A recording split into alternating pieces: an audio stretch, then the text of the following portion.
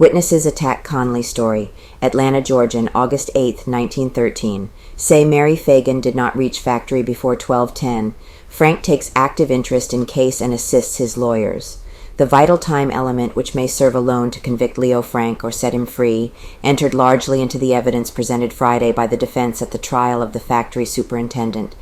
2 witnesses testified that Mary Phagan did not arrive at Broad and Marietta streets the day she was murdered until about 12:07:12 o'clock, the time the English Avenue car on which she rode from home was due there. One witness, W.M. Matthews, motorman on the car, testified that Mary did not get off at Forsyth and Marietta, but continued on the car and rode as far as Broad and Hunter, where the car arrives at about 12:10 o'clock. The conductor corroborated Matthews. This testimony strongly supports the contention of the defense that Mary Phagan did not enter the factory until after 12:10 o'clock, and that Monteen Stover, therefore, was in the factory and had left before the Phagan girl ever entered the doors. If the defense succeeds in establishing this, the visit of the Stover girl to the factory will be of tremendous significance, because it is in direct conflict with the explicit testimony of James Conley that Mary Phagan entered the factory and supposedly was strangled before the Stover girl went up the stairs. Miss Stover testified that she did not see Frank in his office, but admitted she did not enter the inner office, and the defense will try to show Frank could have been writing at his desk and the girl not have seen him, seeks to discredit Epps' story. Arnold throws doubt on Epps. Attorney Arnold, who was conducting the examination during the forenoon, sought Aslow to throw a deep shadow of suspicion upon the story of young George Epps, who testified that he rode uptown with Mary Phagan the day she was killed. Matthews said that another girl was seated with Mary the latter part of the ride to Own. He did not recollect that Epps was on the car at all. The motorman said that he was relieved at Broad and Marietta streets, and that he sat behind Mary and her companion all the way to Hunter Street. He said the two alighted at Hunter Street and proceeded toward Forsyth, on which the factory is located. This is in direct contradiction to the story of Epps, who testified that he and Mary left the car at Forsyth and Marietta streets, and that he walked with her toward the factory as far as the viaduct. Hollis did not remember seeing Epps on the car. He said Mary was alone when he collected her fare after the car got on English Avenue. He left the car at Forsyth and Marietta streets and did not see Mary Phagan alight there. Albert Kaufman, an architect, was called to discredit several of the state's witnesses. He had blueprints of the Selig home, which he displayed to the jury to show that it was impossible for Albert McKnight to have seen from the kitchen into the dining room, as he testified he did on the Saturday afternoon that Frank came home from the factory. Denise Stover girl's story. His testimony was to the effect that Monteen Stover could not have seen over the safe door into Frank's office at the time she declared she was unable to find him on her visit to the factory. He said that there was room for several bodies to pass down the scuttle hole into the basement. He exhibited a diagram of the factory to show that Frank could have sat in his office and not been aware of anything taking place beyond the time clock, for example, anyone coming up or going down the stairs. Miss Daisy Hopkins, who C.B. Dalton said was his companion on visits to the factory basement, was called by the defense and denied Dalton's statements. She said she never had spoken to Frank, and that Frank never had spoken to her. Solicitor Dorsey made an attack on her character and forced her to admit she had been in jail on a statutory charge. It was brought out, however, that she was released without trial. Frank, for the first time during the trial, took an active part in helping direct the course his case was taking. He arose from his seat several times to make suggestions to his lawyers, and at his request certain questions were put. Before Daisy Hopkins was called, Solicitor Dorsey said he wanted to ask Harry Scott one more question. Attorney Rosser said he also wanted to ask one more question of Boots Rogers, Detective J.M. Starnes, and George Epps. Detective Scott was the first witness called. Dorsey asked, Q. Mr. Scott, how long did it take you to get Jim Conley to write after he had admitted that he could write and you dictated it to him without delay? A. 2 or 3 minutes. Daisy Hopkins on stand. Miss Hopkins is a woman of very small features with bright, keen eyes and wore a cotton-striped dress that looked a bit too short. She wore white shoes and stockings. Mr. Arnold began the questioning. Q. Did you ever work for the National Pencil Company? A. Yes, I went to work there about October 1st, 1911, and quit June 1st, 1912. Daisy Hopkins denies visiting pencil factory with Dalton girl mentioned by Conley, swears that Leo Frank never spoke to her streetcar crew. Tell of Mary Phagan's last ride to pencil factory. Q. What department? A. Packing department. Q. What floor? A. Second floor. Q. How many other girls worked there? A. Sometimes there were as many as 10. Q. Did you know Leo M. Frank? A. I knew him when I saw him. I saw him parse around the factory. Q. Did he ever speak to you? A. No, never in my life. Denies drinking Frank's office. Q. Did you ever go into Frank's office and drink beer and cold drinks with other women? A. No, I never went into his office and I don't drink. Q. Do you know C.B. Dalton? A. I know him when I see him. Q. Did you ever speak to him? A. I went to his home once to see his sister and spoke to him. That is the only time. Q. Did you ever go to the pencil factory with Dalton? A. No, I never did. Q. Did you introduce him to Mr. Frank? A. No, I did not. Q. Did you ever go into the factory and go into the basement with Dalton? A. No, I don't even know where the basement is. I never have been in it. Says she was married. Dorsey took the witness on cross-examination. Q. Were you ever married? A. Yes. Q. Where? A. Red Air. Q. Who did you marry? A. E.A. Sills. Q. Who married you? A. Preacher Miles. Q. Who is your doctor? A. Dr. Pound. Q. What is he treating you for? A. Stomach trouble. Q. Were you ever in jail? A. No. Q. Do you know this man here, Garner, my deputy? A. No. Q. Did he get you out of jail? A. No, he was along. Q. What were you charged with? A. Somebody told tales on me. Q. Who brought you down here? A. Mr. Burke. Bill Smith, her lawyer. Arnold took the witness on the redirect. Q. Who got you out of jail? A. My lawyer. Q. Did you pay anything? A. I only paid my lawyer his fee. Q. Who was your lawyer? A. Mr. Bill Smith, W.M. Matthews, motorman on the English Avenue car on which Mary Phagan is supposed to have come to town from her home, Saturday, April 26th, followed Miss Hopkins on the stand. Q.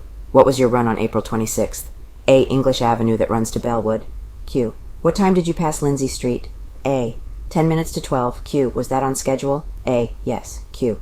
Did a little girl named Mary Phagan get on at Lindsay Street? A. Yes. Sat behind Mary Phagan. Q. What is the distance from Lindsay Street to Broad Street? A. About 2 miles.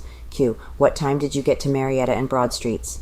A. At 12:07:12. We were on time. Q. Do you recollect where this little girl got off? A. At Broad and Hunter Streets. Q. What time did you reach that point? A. About 2½ minutes later. It took that long on account of the crowds. Q. It took that long? A. Yes, I was not running the car then. I was sitting behind Mary Phagan. There was a little girl on the seat with her. Q. Where did she get off? A. At Broad and Hunter Streets. Q. What time was it then? A. 12:10, as near as I could recollect. Q. Where did she go when she got off? A. She walked to the sidewalk with the girl that was with her. Q. Did you see this little girl get on the car? A. Yes. Q. Did a little boy get on the car with her? A. No. Didn't see Epps' boy. Q. Do you know this little boy, Epps? A. Yes. Q. Did he get on the car with her? A. No. Q. He didn't sit on the seat with her. A. No, I didn't see him. Dorsey took the witness. Q. You said you arrived at Broad and Hunter Streets at about 12:10 o'clock. Why do you say about 12:10 if you're sure of it? A. It was about that time. Q. Didn't you tell Detective Whitfield of the Pinkertons that you might have been 3 or 4 minutes ahead of schedule? A. No. Q. You are sure you never told him that? A. No. Q. How is it that you are willing to tell this jury that Mary Phagan did not get off at Marietta and Broad Streets? A. Wait a minute and I will tell you. There was an ex-conductor sitting by me. He had a pin on his coat. I took it off, and leaning over to Mary Phagan, I said, "Little girl, this is your picture." She said, "No, it ain't." That made me positive. Can't describe clothing. Q. Tell me how these little girls were dressed. A. I don't remember, except they were dressed in something light. Q. Well, tell us anything that Mary Phagan had on. A. I don't know anything except she had on a dress and hat. Q. Yes, she had on shoes and stockings too. A. Yes, and her dress was light-colored. Q. You didn't see George Epps? A. No, I didn't see him. Q. Would you know George Epps if you were to see him? A. I would know him if I were to see him now. Q. Tell me one thing about him by which you can identify him. A. I can't remember. Q. What color was Mary Phagan's hat? A. It was light color. Q. You say it was a light color. Just what color was it? A. I don't know. Q. What did you say light color for? Come, don't Arnold calls halt. Attorney Arnold interrupted. Just wait a minute. That is not the form to question him. All right, I'll put the question differently, said Dorsey. Q. Mr. Matthews, you did not observe what color her clothes were?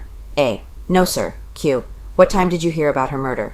A. Sunday morning. Q. What time did you go down to identify her?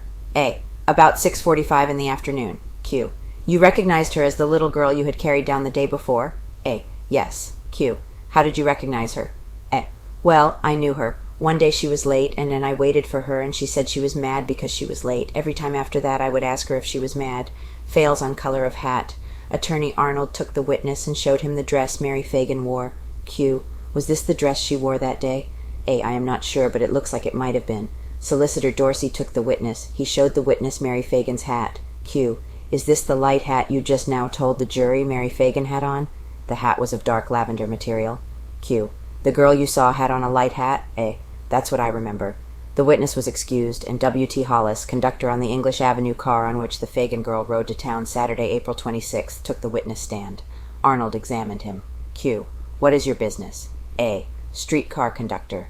Q.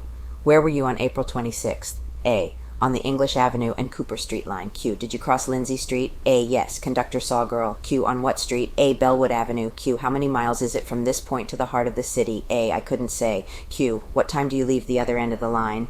A. On the hour, 1/4. Q. What time did the car that left at 15 minutes to 12 get to the city? A. It took 22 minutes. Q. Did the little girl get on at Lindsay Street? A. Yes. Q. Did you know her name then? A. No. Q. When did you see her again? A. The next day at the morgue. Q. Did this little boy, George Epps, get on the car and ride with her? A. No, he was not with her when I collected the fare. Q. Was the car crowded? A. There were only 3 passengers. Q. What time did you get to Broad and Marietta streets? A. About 12:07:12. Epps' boy didn't get off. Q. Where did you get off? A. At Marietta and Forsyth streets. Q. Did this little girl get off there? A. No, I left her on the car. Q. Did this little boy Epps get off there? A. No. Q. How long did it take to get from Broad and Marietta to Hunter Street? A. About 2 minutes as a rule. Q. Do you recollect how she was dressed? A. No. Q. You don't know whether these are the clothes? A. No, I never noticed. Attorney Hooper took the witness on cross-examination. Q. There was nothing unusual about her coming in that day, was there? A. No. Q. There was no particular reason why you should remember these things, is there? A. No, never ahead of time, he says. Q. You don't know whether these are her clothes or not, do you? A. No. Q. You always notice when anything happens to throw you off your schedule, don't you? A. Yes. Q. But you don't pay any attention to being a few minutes ahead of time, do you? A. We don't ever come in town ahead of time. Q. Are you ever late? A. Yes, sometimes. Q. Was there anyone sitting with Mary Phagan on the car? A. No. Q. You didn't see a little girl sitting beside her? A. No. When I got her fare, she was sitting alone, as I remember. Q. She usually came down early in the morning factory hours, didn't she? A. Yes, she usually caught the car that gets to town at 7:07. She said she was 15 minutes late when she caught the car, when she said she was mad. Q. Which end of the car did she get on? A. The front end. Q. Which end were you on? A. The back end. Q. And you say you overheard a conversation between her and the motorman? A. Yes, he asked her if she was mad, and she said yes, she was late. Said she was late. Q. She went down early in the morning as a rule, yet when she said she was late, it was 10 minutes to 12 o'clock? A. Yes. Attorney Arnold took the witness on the redirect examination. Q. Are the cars on this line long or short? A. Short cars. Q. Was there any difficulty in hearing what was said on the front end when the car was standing still? A. No, Q. No such thing as being ahead of time ever happens? A. No, sir. It is against the rules of the company. Attorney Hooper took the witness again. Q. Do you mean to say that you obey the rules of the company so well that you are never ahead of time nor never run a little late? A. It isn't against the rules of the company to be late. Q. Then you are never early, not even when going to the barn? A. It isn't against the rules of the company to come in ahead of time when going to the barn, so long as you don't run reckless. Q. And that day you brought Mary Phagan in was your last trip? A. Yes. Defense turns over books. Attorneys for the defense at this juncture turned over to the prosecution the cash book and the bank book of the National Pencil Company. Hollis was excused, and Albert Kaufman, an engineer, who drew a plot and diagram of the Seelig residence where Frank resided, took the stand. He was examined by Attorney Arnold. Q. What is your business? A. Civil engineer. Q. Have you made a drawing of the Seelig residence on Georgia Avenue? A. Yes. Q. When? A. Last week. Q. Did you make a plat of the kitchen, the dining room, the reception hall, the parlor, and the hall? A. Yes, Q. How many feet is it from the kitchen door to the passageway? A. 14 feet. Couldn't see mirror. Q. How wide is the passageway? A. 2½ feet wide and about 2 feet long. Q. Did you stand in the kitchen door and see if you could see the mirror in the dining room? A. Yes. Q. Could you see it? A. No. No part of the glass was visible. Q. Were you present when a photographer took views of the place? A. Yes. Q. Standing on the south side of that door, did you see the sideboard? A. Not within 2 or 3 feet of it. Q. Have you drawn a plat of Georgia Avenue? A. Yes. Q. Did you draw a diagram of the block bounded by Pulliam Street? A. Yes. Q. How far is it from the Selig home to Pulliam Street? A. 221 feet. Q. How far to Washington Street? A. 175 feet. Q. What does this represent? A diagram of the pencil factory was displayed. A. That is the pencil factory. Gives dimensions of factory. Q. What is the size of the elevator shaft? A. 6 by 8. Q. What is the length and breadth of this hole? A spot where the ladder goes down into the basement of the factory was indicated. A. 2 feet by 2 feet 3 inches. Q. What is the distance from the elevator to the spot where the body was found? A. 176 feet. Q. To the boiler. A. 90 feet. Q. From the elevator to this toilet. A. 118 feet. Q. The distance from the elevator to the back stairway. A. 135 feet. Q. The elevator to the chute. First the dimensions. A. 5 feet wide, 15 feet long. Q. Was that large enough for a human body to go down? A. One or several. Q. How far from the elevator is it? A. About 30 feet. Q. How far is the back door from the elevator? A. 165 feet. Q. The total length of the building. A. 200 feet. Q. What are the widths of the walls? A. 4 feet. Q. What kind of a bunk is in that enclosure back there by the boiler? A. A big box. Q. What is in it? A. All kinds of trash. Q. How far is the trash pile from the spot where the body was found? A. 61 feet. Q. The toilet. A. 21 feet. Q. From the back door. A. 42 feet. Q. What about the line of vision from the toilet to where the body was found? A. An angle of 43 degrees. Q. How far would the line of vision throw you from this partition? A. About 3 feet. Q. Could you see a body there? A. Not all of it. Q. Is it an accurate plan of the first floor? A. Yes. Q. What is the width of the front door? A. 6 feet. Q. What is the length of this partition from the front door?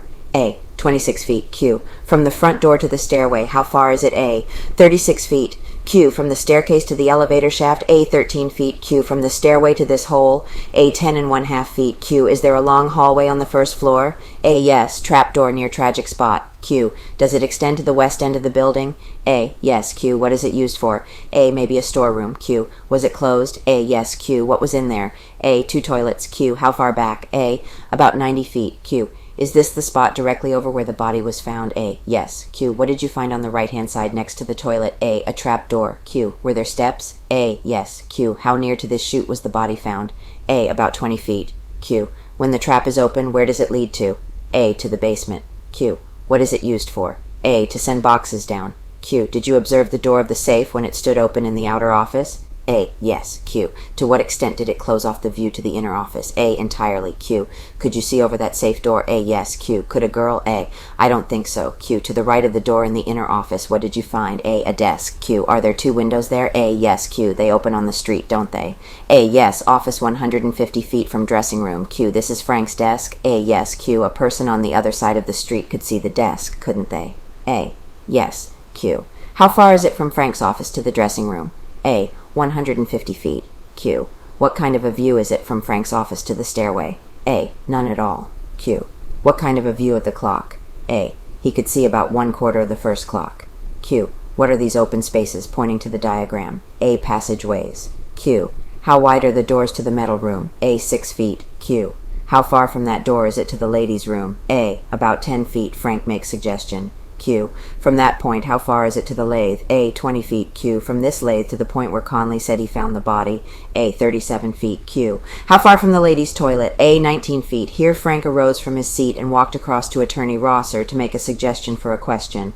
Q. What is the size of these vats? A. 6 by 4. Q. Could you get a girl into one of these? A. Yes. Q. Did you find in this whole building a cot, a bed, or a sofa? A. No. Q. Did you find anything that looked like a bedroom except the ladies' room? A. No. Hooper cross-examines. Attorney Hooper took the witness on cross-examination. Q. Who told you the location of the body? A. Mr. Schiff. Q. He was under Mr. Frank in the factory? A. Yes. Q. Then if that location was wrong, all of your measurements were wrong? Arnold objected, and his objection was sustained. Q. You based all your measurements on Mr. Schiff's location of the body? A. Yes. Q. If that was wrong, all of your measurements were wrong. I mean about lines of vision, etc. A. Yes. Q. You found a gas jet burning in the basement? Where was it? A. Near the front. Q.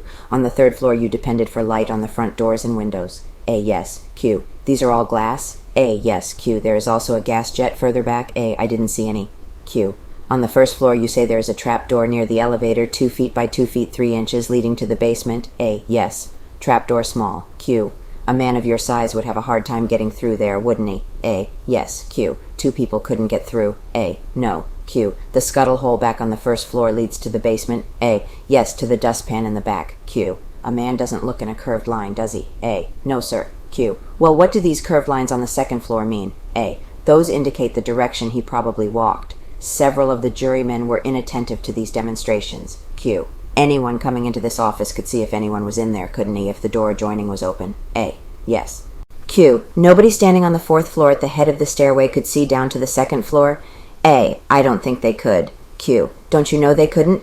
A. They might have a little view.